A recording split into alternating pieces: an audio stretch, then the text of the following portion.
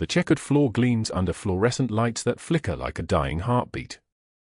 Rain hammers the windows in sheets, and through the glass, the neon sign of Mickey's Diner bleeds red and blue onto the wet pavement outside. It is 3:22 in the morning on a Tuesday, and the place is nearly empty. Two businessmen sit in the corner booth, their coffee growing cold. They wear suits that cost more than most people's monthly rent. The night manager, a 60-year-old named Dale with nicotine-stained fingers, stands behind the register scrolling through his phone. No one is paying attention to the man who walks through the door. He is tall, broad-shouldered, wearing a charcoal suit so finely tailored it seems liquid in the diner light. His hair is dark, silvered at the temples. A scar runs from his left eye to his cheekbone like a blade drawn across marble. His name is Dominic Rossi, and he controls half of Philadelphia through fear and violence and a code that most people will never understand. He takes 3 steps toward the counter. Then his hand goes to his side, and his face goes white. He collapses face first onto the checkered floor. The sound is like a sack of concrete dropped from a building. Blood pools beneath him, spreading across the black and white squares in a pattern that looks almost deliberate, almost like someone is painting a map of something broken. Silence swallows the room. The two businessmen freeze with their coffee cups suspended halfway to their lips. Their eyes go wide. One of them reaches for his phone with a hand that will not stop shaking. Dale, the night manager, reaches for the register phone but does not dial. His fingers hover over the buttons for 11 seconds. Security footage will later show him opening and closing his mouth like a man trying to form words that do not exist. Then the kitchen door crashes open. Cassandra Morgan emerges carrying a tray of dirty plates. She is 26 years old but looks older, much older, the kind of warm that comes from sleeping in shelters and counting every dollar like it is air. Her hair is dark brown, pulled back in a braid that is coming loose. Her eyes are green but the light has gone out of them somewhere on a Greyhound bus 3 years ago. She wears a faded Mickey's Diner uniform, navy blue with white stitching, stained with coffee and something that might be mustard. Beneath it, she wears borrowed clothes from a donation box at St. Catherine's. Her hands are calloused from delivering food on a beat-up scooter through November rain. She sees the man on the floor and the tray falls from her hands. The crash of breaking dishes is louder than thunder in the silence.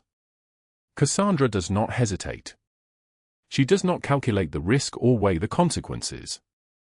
She simply runs to him, and then she kneels, and then she cradles his head in her lap.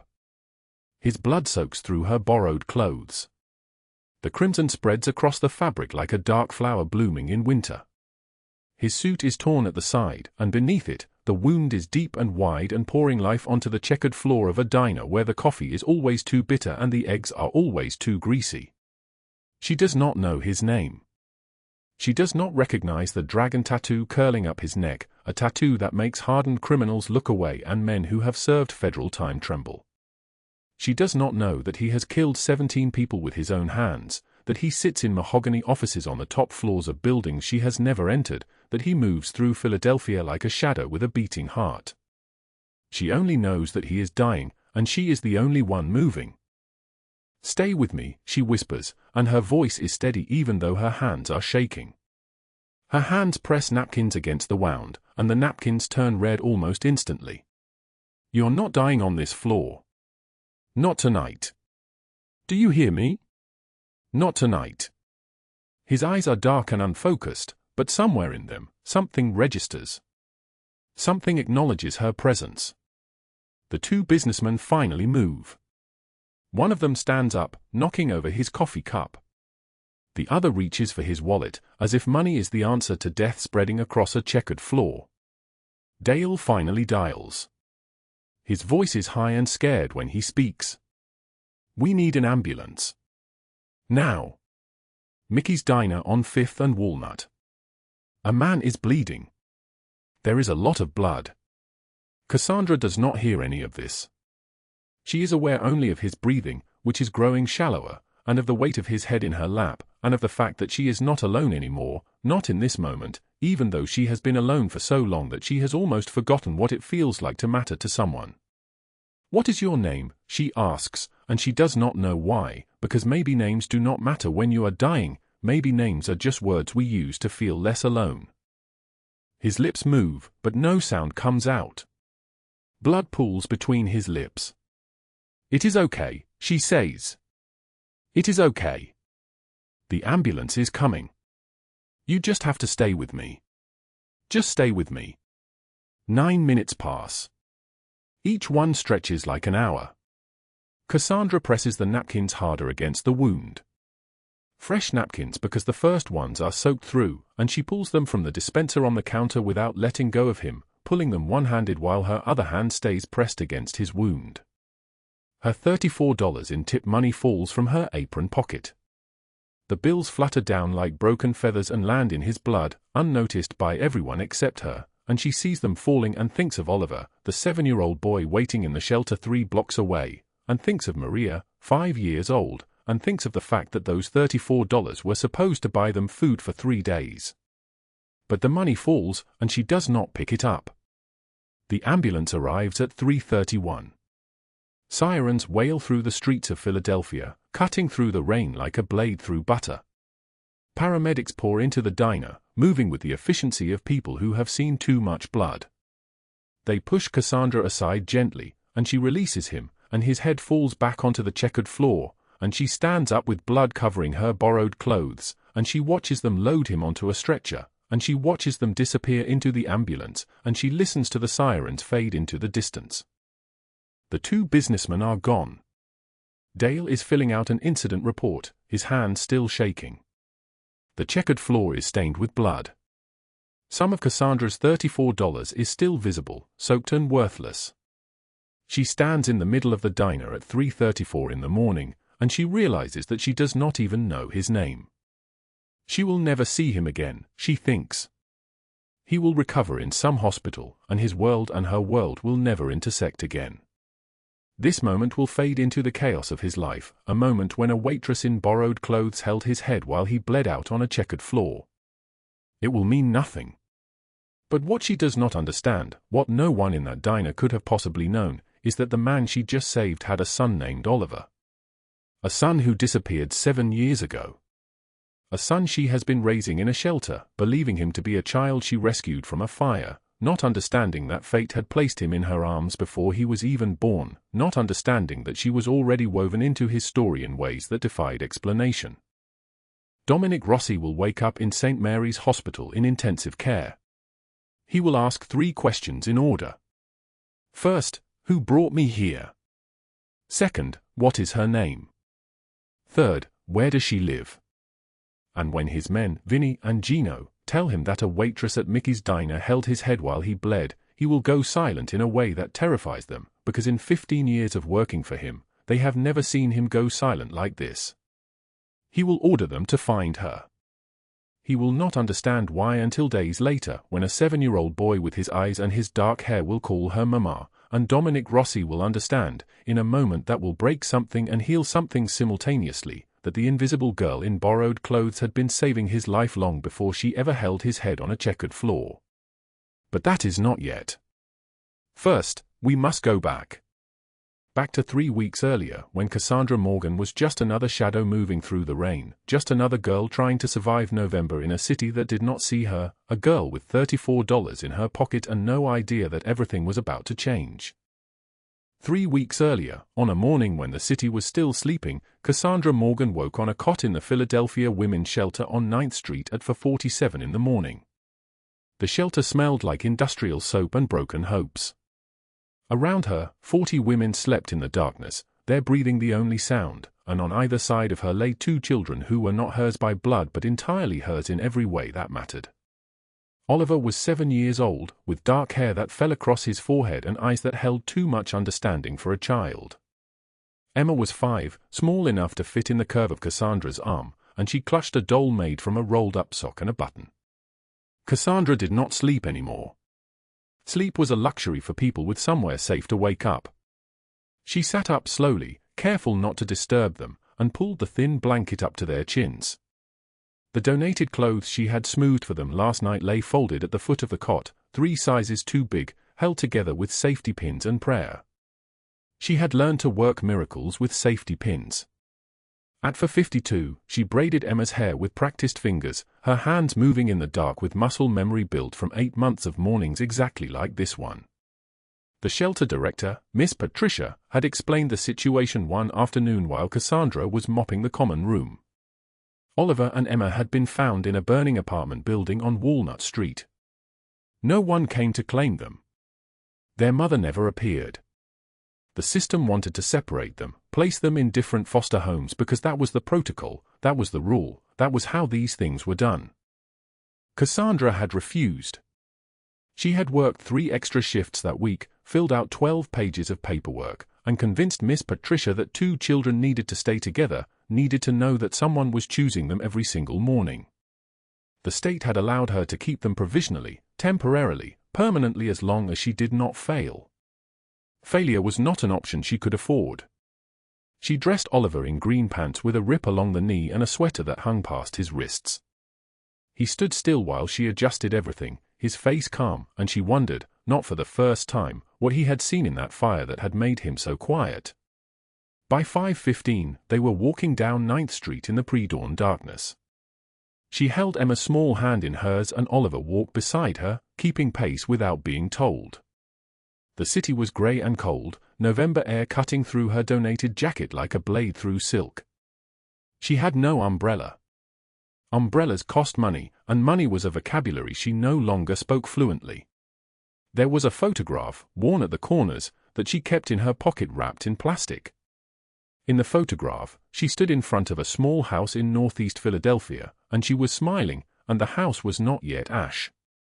That photograph had belonged to a woman who existed 8 months ago, a woman who owned things, a woman who had somewhere to sleep that was not a cot in a shelter. That woman had burned up on a night in February, and Cassandra Morgan had emerged from the smoke with 2 children in her arms instead. At 5:47, she dropped Oliver and Emma at the school on Arch Street. They went to a program that began early and ended late, a place where children stayed when their parents were trying to survive. She kissed the tops of their heads and handed them the lunch she had made from yesterday's leftovers and today's hunger. Emma looked up at her with eyes that asked if she was coming back. Cassandra always came back. "I will see you at 6 o'clock tonight," she said, and Emma nodded, and that was a contract neither of them would break. The beat-up scooter was locked to a pole 2 blocks away, its blue paint faded to the color of old sky. Cassandra had bought it for $300 5 years ago, and it was held together now by duct tape and determination. She kicked it to life, and it sputtered and caught, and she drove into the November rain like a ghost moving through a world that did not see her. The rain came cold and relentless. She delivered food for Chen's Kitchen, 7 orders, each one a small transaction between her and the city. An elderly woman on Spruce Street tipped her $5 and said, "Stay warm, honey." A businessman in a Mercedes at 15th and Market took the order, did not open the window all the way, said nothing, and pressed the door shut without leaving money. She counted her tips in the rain, standing under the awning of a closed electronics store. $34. That was everything she had in the world. $34 and 2 children she would have thrown herself in front of traffic to protect. At 8:15 that evening, she sat in the back row of Accounting 201 at Philadelphia Community College, her textbook held together by duct tape and held by hands that trembled with exhaustion. The professor, a woman named Dr. Hayes with kind eyes, explained balance sheets and debits and credits, and Cassandra wrote down every word because understanding these concepts was her way out. Understanding these concepts was the only weapon she had against the darkness. Someone's stomach growled. It was her stomach. Dr. Hayes mentioned, almost casually, that the CPA exam cost $1,200. The exam that would change everything, that would take her out of shelters and double shifts, cost $1,200. Cassandra did not write that number down. Writing it would make it real.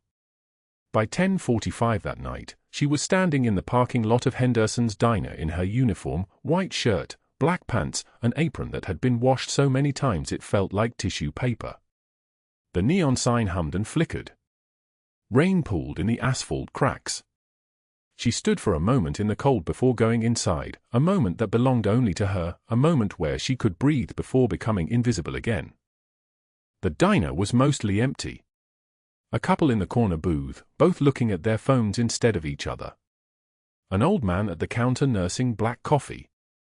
A young woman with red-rimmed eyes, a tissue ball in her fist.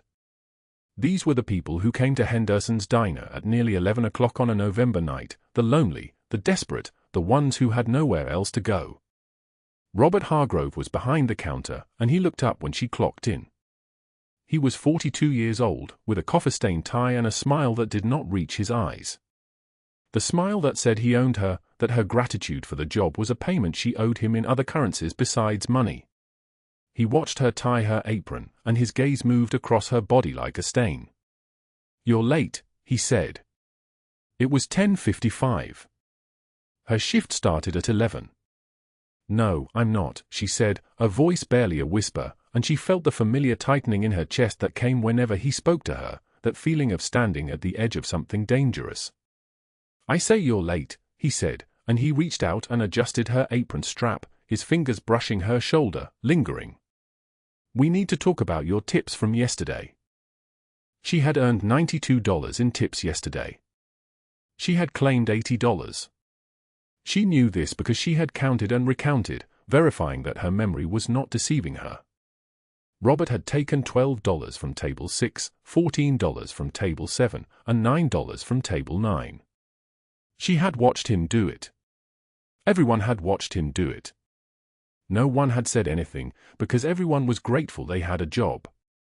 "What about my tips?" she asked. "You owe the diner for breakage," he said.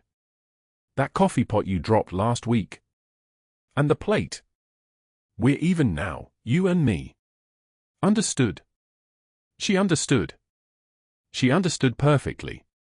She understood that he was stealing from her, that he knew she would not report it, that her silence was the sound of survival. She understood that if she argued, if she made a fuss, if she was anything less than grateful and invisible, he would find a reason to fire her. And if he fired her, Oliver and Emma would go into the system. If he fired her, they would be separated. If he fired her, everything fell apart. "Yes," she said. "I understand." He leaned closer then, close enough that she could smell the cigarettes on his breath, the stale coffee, something else underneath, something animal. "You're a good girl, Cassandra. The best girl. I've been thinking maybe we should get to know each other better. You know, outside of work. Get dinner sometime. Just you and me." Her hands felt numb. Her throat felt closed. She had trained herself not to feel fear in situations like this, because fear made you react, made you do things that got you fired.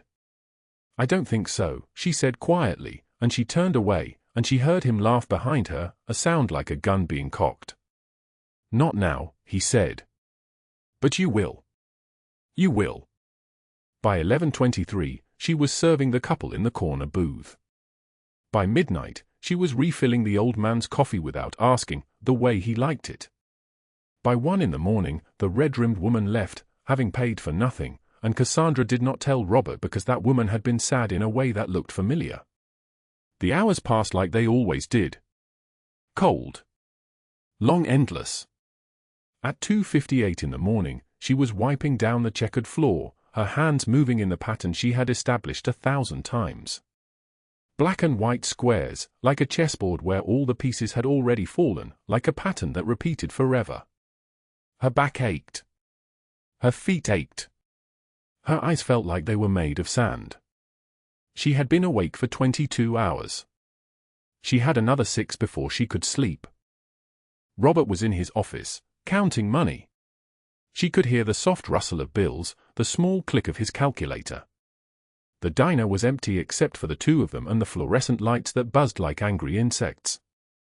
Outside, the November rain fell steady and cold, and the city slept around them, and Cassandra Morgan continued wiping the floor, unaware that she had 24 minutes left of her old life, unaware that in the darkness outside the diner, a car was turning onto the street, unaware that the universe was about to change the angle of every shadow. The door chime would chime. Everything would fall. The checkered floor of Henderson's diner stretched out like a black and white chessboard, each square a reminder of what had happened just 2 days ago. Cassandra's hands moved across the tiles with the same mechanical rhythm they always did, back and forth, but her muscles remembered the warmth of blood that had pooled between these squares, remembered cradling a stranger's head while the fluorescent lights hummed their endless song above her. The smell of bleach hung heavy in the air now, trying to erase what had been. It could not. She could not. Robert Hargrove emerged from his office like a shadow taking human form, his footsteps deliberate on the linoleum. He was a man of 52 with a face that had gone soft around the edges, with thin hair combed across his scalp in a pattern that fooled no one, with eyes the color of murky water.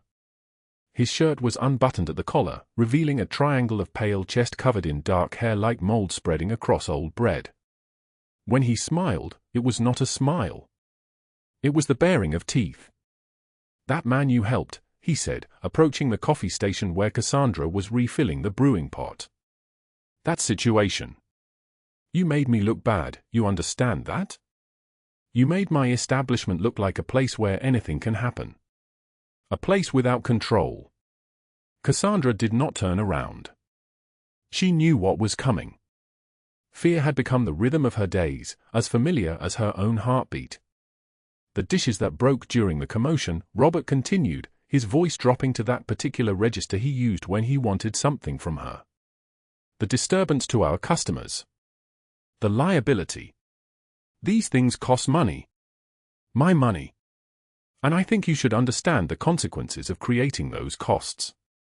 He reached past her and took the envelope from where she had left it on the counter. Inside were the bills from this week's work, the money she had counted and recounted a dozen times, the money that needed to stretch across food and the children's shoes and the fee for storing their photographs at the shelter. $89 was a sum she had already allocated. $89 was a calculation that had already been made. He removed the bills without ceremony, counting them with his fingers, and placed what remained in her palm. $34. His breath smelled like coffee and something rotten underneath. "That seems fair," he said. She did not argue. Arguing made him unpredictable. Silence was safer, even though it cost her. She had learned that lesson long ago. That same evening, at 6:15 in the afternoon, a black Mercedes pulled in front of the 9th Street shelter with the kind of deliberation that made the other residents press their faces against the windows. Cassandra was helping Emma with her reading lessons when one of the shelter workers appeared in the doorway, her expression careful and neutral. "Cassandra? Someone is here to see you. In the common room." The woman who waited was unlike anyone Cassandra had ever seen in person. Victoria Ashford was 53 years old, though she carried her age like a weapon, like something polished and lethal. Her suit was cream-colored, the fabric moving like water as she stood, and it cost more than Cassandra would earn in 6 months of work. Her hair was blonde, swept back from a face that had been shaped by expensive doctors into something that looked like a mask of perfection. Her shoes were heels, cream to match, with soles of red leather that clicked against the shelter's worn tile like a countdown. "Miss Morgan," Victoria said, extending a hand that was tipped with nails the color of blood. "I'm Victoria Ashford. I believe Mr. Hargrove mentioned I might contact you." Cassandra took the offered hand. It was cool and dry, like touching a statue. "Please, sit." Victoria gestured to the plastic chairs arranged in a circle, the kind donated by churches that did not want them anymore. She opened a leather folder and extracted documents, sliding them across the table with the precision of someone moving game pieces. "I am the proprietor of several lending establishments. Discreet, flexible, designed for people in difficult circumstances. Mr. Hargrove came to me 8 months ago. He needed money. $22,000, to be precise." The number hung in the air like a curse. "He listed you as the guarantor on the loan," Victoria continued, her voice smooth as butter, smooth as a knife. "He assured me you would understand the obligation. He showed me your signature." Cassandra looked at the document. The signature was not hers. It was close enough that it could have been, but it belonged to someone else, someone who had never existed. Robert had learned to forge things. Of course he had. "The loan is due in 14 days, Victoria said. She smiled, and the smile was a thing that contained no warmth. I'm certain that must seem like quite a short timeline. But Mr. Hargrove was quite insistent that you would have access to funds. He mentioned you had recently come into contact with someone of significant means. Someone with the resources to cover such a debt. The implication spread through the room like poison gas. Victoria was not asking for money. She was asking for something else. She was asking for secrets. She was asking for things Cassandra did not have the right to give. I can't pay this, Cassandra whispered. Well, that is unfortunate, Victoria said, gathering the documents with the same precision with which she had laid them out. Because I require payment in full. Or, she paused, and her eyes became something harder than stone, there are other arrangements. My hotel chain has positions available. Night positions. Positions that require discretion. I understand from Mr. Hargrove that you are quite talented at keeping quiet about things. Quite talented at overlooking what needs to be overlooked. The offer was not an offer. It was a threat dressed in silk. That night, Cassandra sat on the edge of Oliver's cot in the darkness of the shelter's dormitory. The boy slept with his small fist pressed against his cheek, his breathing the only sound in the room besides the rain that fell steadily against the windows. She held the prayer card in her hands, the only thing that had survived the fire that had brought her to this life, brought her to this child. St. Catherine on one side, her words on the other, in whatever you do, God is there. She did not feel God there. She felt the weight of 14 days pressing down on her like a stone, like a coffin lid slowly closing. The problem was not the money. The problem was that asking Dominic Rossi for help would give Victoria exactly what she wanted, proof that Cassandra had used the child as a tool to manipulate him, that the connection was calculated rather than born from mercy. Oliver stirred and reached for her, his small fingers grasping at her sleeve. Stay, he mumbled, still half asleep. Don't go away. I'm here, Cassandra whispered. But she was also trapped. She was trapped between the man she had saved and the woman who wanted to destroy her, trapped between two men who both wanted something she could not give without losing everything that mattered. The rain continued its gentle percussion against the shelter, and Cassandra sat in the dark with a child who had already lost so much, holding the prayer card while the numbers counted down, 14 days, then 13, then 12. Outside, the city slept around her, indifferent to her mathematics of desperation. The Market Street Bridge stretched dark and endless beneath November rain, the Schuylkill River churning black below. Cassandra Morgan stood with her worn sneaker balanced on the metal railing, her body trembling so hard her teeth chattered like broken glass. The prayer card hung limp in her left hand, its ink running, St. Catherine's face dissolving into watercolor. Her right hand held $34. $34 and a void where her future used to be.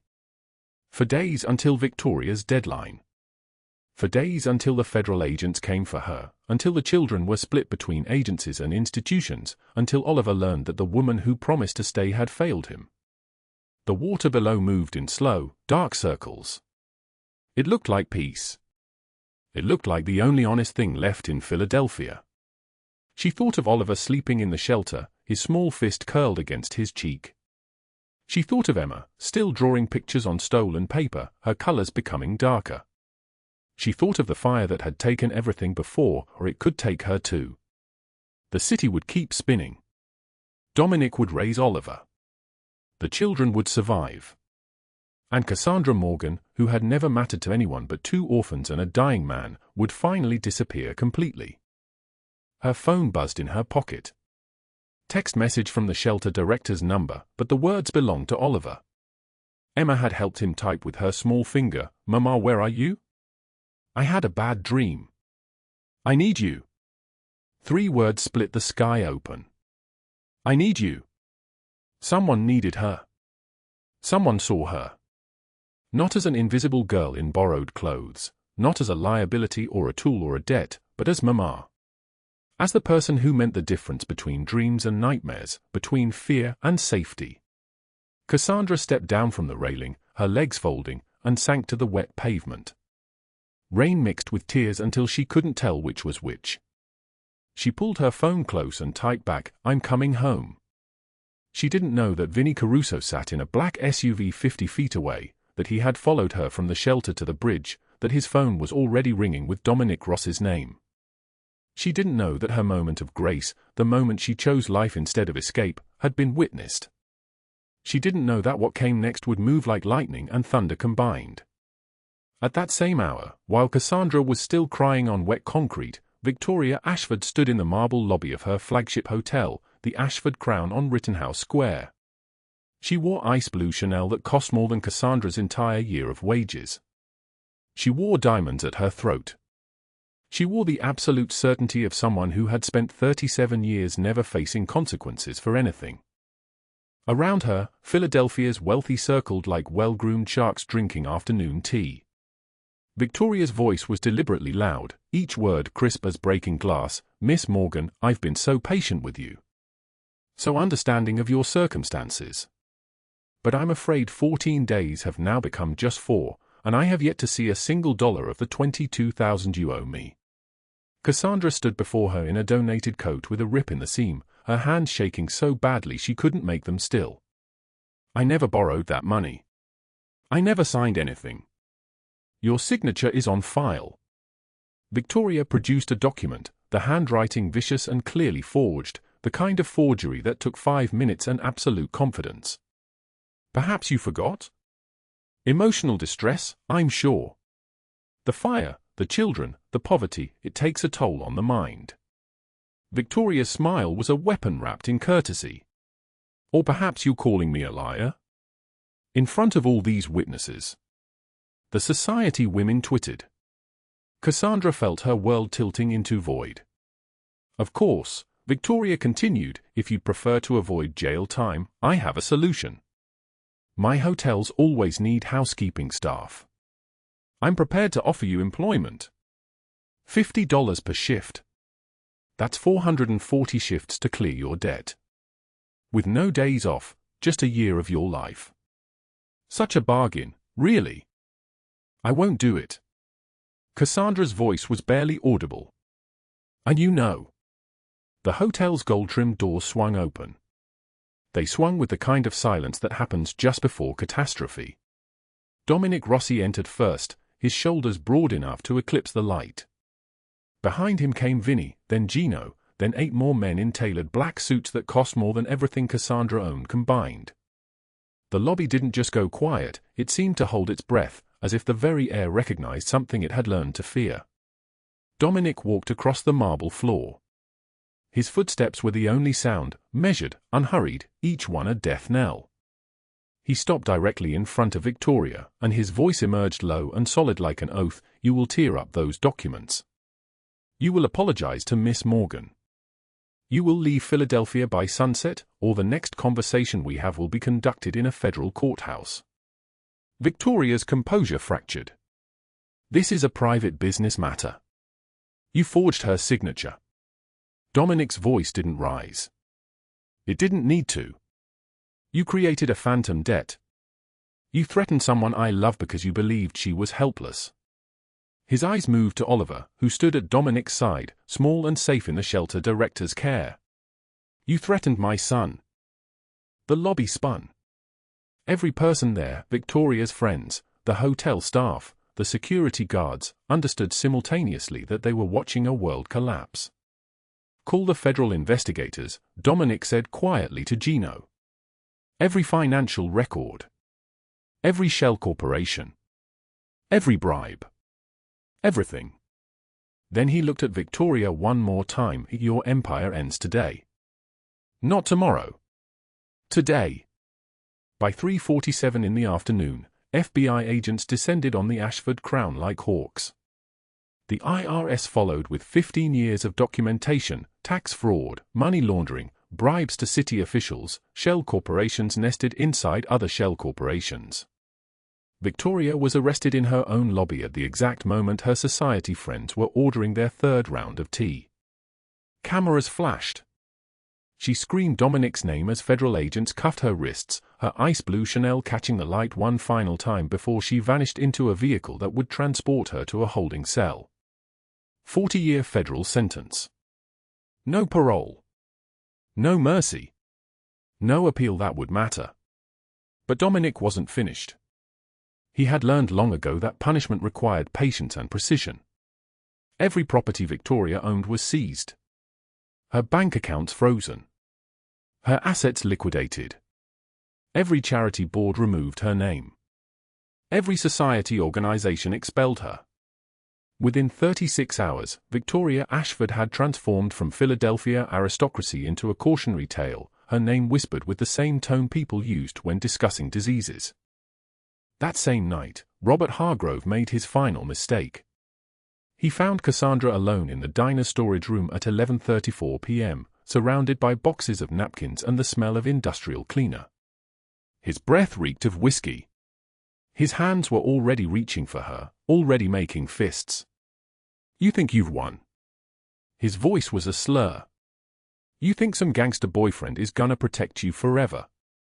He grabbed her throat. Her vision blurred. The prayer card fell to the floor. The storage room door exploded inward. 12 men in black moved like ghosts through the gap. Vinny pulled Robert away with one hand, literally one hand, the other staying relaxed at his side, and slammed him face first into concrete. Teeth scattered like confetti. Robert screamed, a sound that climbed and climbed until it reached notes that didn't sound human.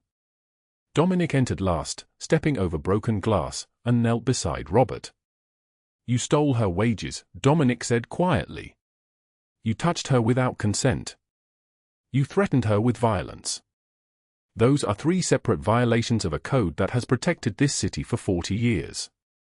He paused. "I only need one reason, Robert. One is enough." "Please," Robert sobbed, his face already swelling purple. "Please, I didn't know she was yours." "She isn't mine." Dominic picked up the prayer card from the floor, examined it gently. "She's her own. That's what you never understood. That's why you failed." He nodded to Gino, and the words that followed were delivered with absolute certainty. "The Costillanos have been looking for someone to blame for the warehouse fire on Broad Street. They're very creative with punishment. Very patient men. I'm giving them what they want." Robert's screams didn't diminish, they amplified, as he was dragged toward the service exit. A black SUV waited with its doors open, its engine running like a predator's breath. He disappeared into darkness that swallowed sound itself. He would not die. Death would be mercy, and Robert Hargrove was going to learn what it meant to experience none. Later, after the diner had been cleaned, after the shattered glass had been swept into neat piles, Cassandra sat alone in a booth beside the checkered floor where she had cradled Dominic's bleeding head what now felt like a lifetime ago. She was shaking so badly the water glass rattled against the table. The door opened. Dominic entered, alone this time, and slid into the booth across from her. "I didn't ask you to do that," Cassandra whispered. "I know. I don't want this. This violence. This darkness. I know." Dominic slid something across the table, the $34 she had dropped the night she saved him, each bill cleaned and pressed flat, the number exactly preserved. "You stayed with me when I was bleeding on a kitchen floor. You raised my son when you had nothing. You chose to step down from a bridge railing when you could have fallen." His dark eyes held hers. "You're the strongest person I have ever met. And you've never been invisible. Not to me. Not for a single second." Cassandra stared at the money, at this man, at the wreckage of 2 lives that had tried to destroy her. "What happens now?" she asked. Dominic reached across the checkered floor where everything had begun and took her hand. "Now," he said, "we heal." The rain continued outside, and in the diner's fluorescent light, Cassandra Morgan finally understood that sometimes the people who seem invisible carry the greatest light. 3 months had passed since the night the checkered floor was cleaned of blood, and the nursery on the 3rd floor of Dominic's house remained unopened. Oliver pushed the door now, his small hand flat against the wood, and it swung inward on hinges that had not moved in 11 years. The air inside was still, preserved like a photograph. A white crib with mobile arms hung frozen overhead, musical notes suspended in dust. Wooden blocks spelling a name sat untouched on a shelf. Dominic stood in the doorway, his shoulders rigid, the scar along his jaw catching the afternoon light. Cassandra held Emma's hand on one side and stood close enough that Dominic could feel her presence like warmth. "Papa." Oliver's voice was tentative, testing the word. Dominic did not answer immediately. His hands hung at his sides, the hands that had signed death sentences, that had moved money through underground channels, that had never trembled until the night a homeless woman cradled his bleeding head on a diner floor. "Yes," he said finally, and the single word carried the weight of 11 years. Oliver touched the crib rail. Emma broke free from Cassandra's hand and climbed onto the rocking chair, which moved beneath her weight with a soft creak. Cassandra stepped forward and placed her hand in the center of Dominic's chest. She could feel his heartbeat, heavy and slow. "Mama," Emma called out, testing the name like Oliver had tested his. Cassandra's eyes filled with tears that did not fall. She had learned how to cry in the last 3 months, small leakages that came when she was alone, but here, in this room that had been a tomb, she kept her composure. The nursery smelled like old wood and something sweeter underneath, perhaps the ghost of baby powder from a time before grief locked the door. "We can change it," Cassandra whispered. "Make it ours." Dominic turned to face her. "It already is," he said. The rain continued outside, visible through tall windows that overlooked the city spreading below like a map of his former empire. Much of it was legitimate now. The money still moved, still multiplied, but through channels that did not require bodies or fear. It required only his name, spoken with the respect of a man who had chosen to step into the light. Henderson's Diner had a new manager, a woman named Patricia who had worked for Robert Hargrove before he disappeared into the night 3 months ago. No one asked questions about where he went. The basement of the Castelliano warehouse was known only to men who never spoke outside of that basement. Robert Hargrove would work there for years, moving goods that no longer existed in any legal record, and his wages would be paid in pain administered on a schedule that never wavered. Some debts were not measured in money. Some were measured in nights that felt like forever. Cassandra no longer worked the diner, though she visited sometimes, standing in the kitchen where she had learned to move quickly, to become invisible, to serve without being seen. Patricia had hired her as a consultant, and Cassandra walked through the books, teaching the staff how money actually worked, where every dollar should flow, how to track the pennies that mattered most. But that was temporary work, a gift to a place that had sheltered her when she had nowhere else. She had finished her accounting degree in the spring, her final exams completed in a library where she sat between 2 stacks and studied until her eyes burned. Dominic had offered to pay for it. She had refused.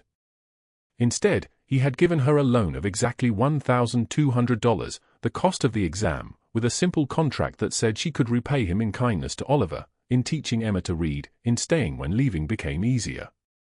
She had signed it.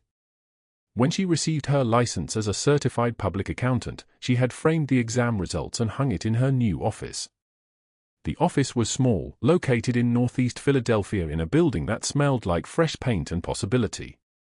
The sign on the door read, "Morgan. Financial Services. We serve those who serve others." Her first client was the shelter on 9th Street. The second was a women's halfway house. The third was a job-training nonprofit that taught homeless women how to code. She charged them each $20 per hour, enough to keep her alive but not enough to grow rich. Dominic had asked, in his quiet way, why she did not charge more. "Because they don't have more," she had answered. He had nodded and said nothing, which meant he understood. The shelter on 9th Street received an anonymous donation that arrived on a Tuesday morning in the form of a cashier's check for $2,200,000. The director, a woman named Susan who had worked there for 15 years on a salary that barely covered her rent, opened the envelope with trembling hands and sat down before she fell down. She called the number on the check's documentation and reached a law firm that represented foundations. They explained that the donation came from the Russo Foundation for Urban Renewal. They explained that the purpose was to expand operations, hire full-time staff, install new heating systems, provide private beds instead of cots, and create a kitchen that could serve warm meals 3 times daily. They explained that the foundation hoped to see the shelter become a model for the city. Susan wept in her office for 20 minutes before calling an emergency board meeting. Cassandra volunteered there every Saturday morning, arriving with Oliver and Emma in tow, spreading out ledgers on a folding table, and teaching women how to read their own finances. She showed them how to count the dollars that mattered, how to understand that every penny was a choice. Some of the women recognized her from the cots where they had both once slept. They did not ask how she had risen. They simply watched her move through the world with certainty and understood that it was possible. Victoria Ashford's letters arrived weekly at first, then monthly, then ceased entirely. She wrote from federal prison, from a cell on the fourth tier of the women's facility, where she worked in a kitchen and attended anger management classes that she despised. The letters begged for money for lawyers. They begged for acknowledgement. They hinted at secrets she could reveal about Dominic, about his operations, about the names of men who wanted him dead. Dominic burned them unopened. Victoria Ashford would serve 37 more years. She was inmate 4729. The world that had once known her name had forgotten it completely. The Costiano sent word that Robert Hargrove had stopped begging after the first month. He had stopped speaking after the second. By the third month, he had accepted his new life as something permanent and eternal. Some men broke. Others simply transformed into versions of themselves with all the light removed. The November rain fell exactly 1 year after the night Cassandra Morgan cradled a bleeding man on a diner floor. 4:18 in the morning, and the city was asleep beneath clouds that had not broken in 6 days. The Market Street Bridge stretched across the Schuylkill River, its lights reflecting on water that moved like molten silver. Dominic drove her there himself, the city passing in streaks of red light and shadow. They stood at the center of the bridge where the rails divided the walking path from the edge. The rain fell on their faces, cold and relentless. "I needed to tell you something here," Dominic said. "At this place." His voice was deep and solid like an oath. "The night you saved me in the diner, I was dying because I chose to meet an enemy alone. I was reckless because I had nothing to live for. Oliver was gone. The nursery was locked. I was a dead man walking." He took her hands. Her fingers were calloused from work, marked with small scars from burns and cuts that came with service. "You gave me a reason to wake up. Not by saving my life in that moment, though you did. You gave me a reason by showing me that strength is not what I thought it was. It is not fear. It is not violence. It is staying. It is choosing the hard thing when no one is watching and no one would ever know." Cassandra felt the worn prayer card in her pocket, the one she had carried through fire and rain and conversations with God she was no longer sure existed. "I'm still learning how to be visible," she whispered. "Then we'll learn together," Dominic said. And on the bridge where she had almost disappeared, where she had stood at the rail and felt the pull of the river below, Cassandra Morgan finally understood. The invisible girl had carried light all along. She just needed someone to see it. The final memory is not of the bridge or the rain, but of the nursery transformed. Homework spread across the floor in organized chaos. Oliver reading aloud from a picture book while Emma corrected his pronunciation with the certainty of a 4-year-old who knew the truth. Dominic braiding Emma's hair with the focus of a man learning a new language. Cassandra watching from the doorway, wearing a dress that was soft and clean and new, purchased because she wanted to, not because she had to. The checkered diner floor was miles away. The November rain still fell on Philadelphia's streets. But inside this room that had held grief for 11 years, there was warmth and light and the knowledge that sometimes salvation comes from the least likely places. That sometimes the most powerful man in a city is saved by the woman everyone overlooks. That sometimes choosing to stay is the bravest thing of all. This story teaches us that power is not what we think it is. Cassandra Morgan walked through fire and came out carrying children who were not hers by blood but hers by choice. She stood in ashes holding a photograph and built a life anyway. She worked 3 jobs on $34 while studying for a future she was not sure she would live to see. She was invisible to everyone except the people who mattered most. 2 children who needed a mother. 1 dying man who needed someone to stay. The world sees power as money, as violence, as control. But real power is kneeling in someone's blood at 3:22 in the morning when everyone else watches and does nothing. Real power is stepping down from a bridge railing because someone needs you. Real power is choosing to be visible when invisibility feels safer, feels simpler, feels like the only choice left. Dominic Rossi controlled half of Philadelphia through fear. But he could not control the fact that his son was alive, raised in poverty by a woman who gave everything when she had nothing. Victoria Ashford had wealth and status and cruelty. But she lost everything to a homeless girl with a worn prayer card and a spine of steel. Robert Hargrove had the power to steal and threaten and touch. But he learned that some women cannot be broken, and some debts are paid in basements that never see daylight. The nursery stayed locked for 11 years. It is open now. Oliver says his father's name and his mother's name in the same breath. One by blood. One by choice. Both by love. Emma has a family. Cassandra has a future. And Dominic Rossi, the man who made empires kneel, kneels every night to tuck in children who were saved by the woman everyone overlooked. She carried him to safety when he was dying. She carried his son through years of poverty. She carried light through the darkest places. And in the end, she taught the most powerful man in Philadelphia that sometimes the people who seem invisible carry the greatest light. If this story moved you, do not just watch and move on. Take action right now. Hit that like button. Subscribe to this channel because tomorrow's story will shake you just as hard. Share this with someone who feels invisible, someone who is standing on their own bridge, someone who needs to know that choosing to stay is choosing to win. Comment below. What would you do if you saved a stranger's life and discovered they could change yours? Drop your thoughts in the comments. I read every single one. And remember this. You are not invisible. Someone sees you. Someone needs you. Your story is not over. Sometimes the people who seem invisible carry the greatest light. Tomorrow, a janitor discovers a baby abandoned in a billionaire's mansion. He raises her in secret for 5 years. Until the day the billionaire discovers his missing daughter has been living in his basement, raised by the man he never looked at twice. You will not believe what happens next. Thank you for staying with us until the very end. We wish you good health, a joyful life, and days filled with peace and happiness. No matter how hard life gets, remember that after the rain, the sky always clears. Goodbye, and we will see you again in the next video.